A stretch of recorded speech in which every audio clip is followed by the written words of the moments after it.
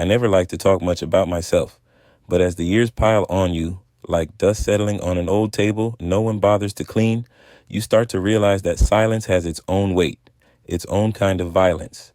And sometimes speaking, just speaking, feels like the only way you can remind yourself that you're still here, still real, still breathing. I was on my way back from the grocery store that morning, carrying nothing more than a small bag of fruit and a newspaper, things an old man buys when he's trying to pretend he has a routine. I walked the same route I always do, past the same houses, the same cracked sidewalks, the same cautious looks from people who pretend not to be looking.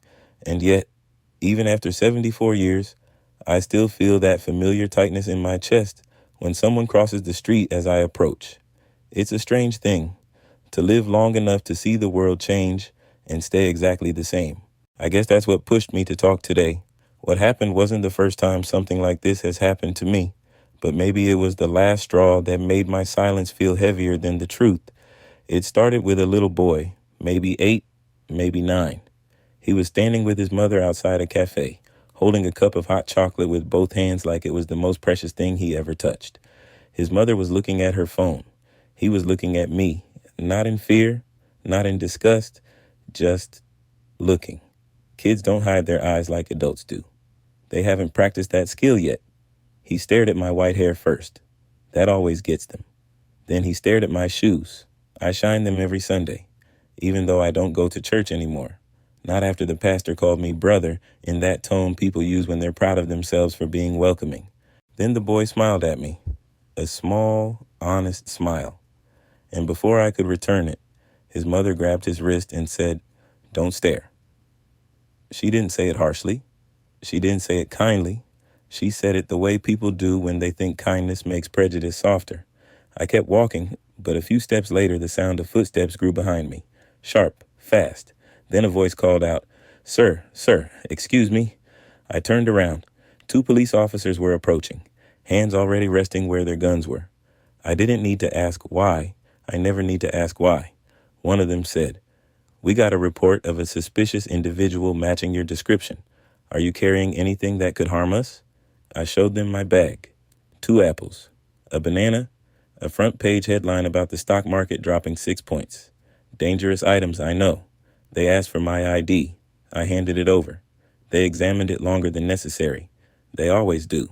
After a few minutes, when they realized I was just an old man going home with fruit, they forced a polite smile, the kind that people give when they want to pretend the hole they dug isn't really a hole. "You understand we have to follow protocol," one said. Protocol. That's a fancy word for fear. As they walked away, the little boy from the cafe was still staring from afar. His mother held his hand tightly, like I had just escaped from a cage. I thought that would be the end of my morning. But fate doesn't like to leave me alone for long. A young man was walking toward me as I approached a crosswalk, maybe early 30s, white, wearing headphones and jogging clothes. When he got near, he slowed down, reached into his pocket and held out a handful of coins. "I don't have bills on me, man," he said, dropping the coins into my hand without waiting for my reply. I didn't want his coins. I didn't want his assumptions.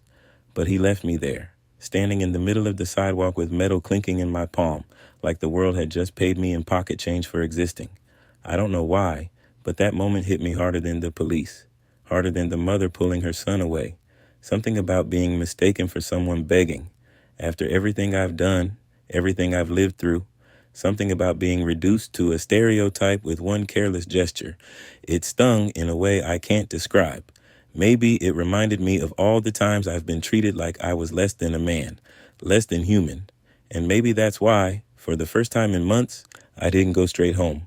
I kept walking, not toward any place in particular, just away from the feeling growing inside my chest like a bruise spreading under the skin. I walked for blocks, letting the streets blur together until my legs began to ache. There was an empty bench near the sidewalk, so I sat down. I watched people walk past me, some fast, some slow, some pretending they didn't see me, others wondering if they should be afraid of me. I thought about my childhood then, about the whites only sign above the water fountain, about the bathroom door I wasn't allowed to open, about the bus ride where the driver made me stand the entire way home because a white man needed my seat, About the time a teacher told me, boys like you don't become engineers. I thought about the marches, about the fire hoses, the dogs, the nights I spent hiding bruises from my mother so she wouldn't worry. And then I thought about now, about the fact that I spent decades fighting for a freedom I still have to negotiate every time I step outside. People like to say things are better now, but better doesn't mean equal. Better doesn't mean fair. Better doesn't mean safe. The truth is, racism doesn't die. It just changes clothes. As I sat there, a woman, maybe my age, maybe a little younger, walked by. She looked at me for half a second and then gave me a nod. A simple nod, not of fear, not of pity, but of recognition. I don't know her name. I've never seen her before. But that nod felt like something I had been missing for years. Like someone was finally seeing me. Not the stereotype, not the threat, not the shadow, but me. Maybe that's why I finally decided to talk. Because all my life, people have spoken about me, over me, around me, but rarely to me.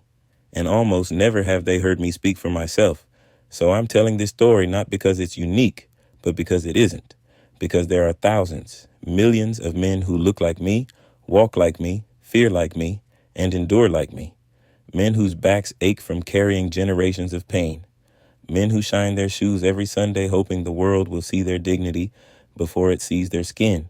Men who survive one microaggression after another until the small things feel like daggers.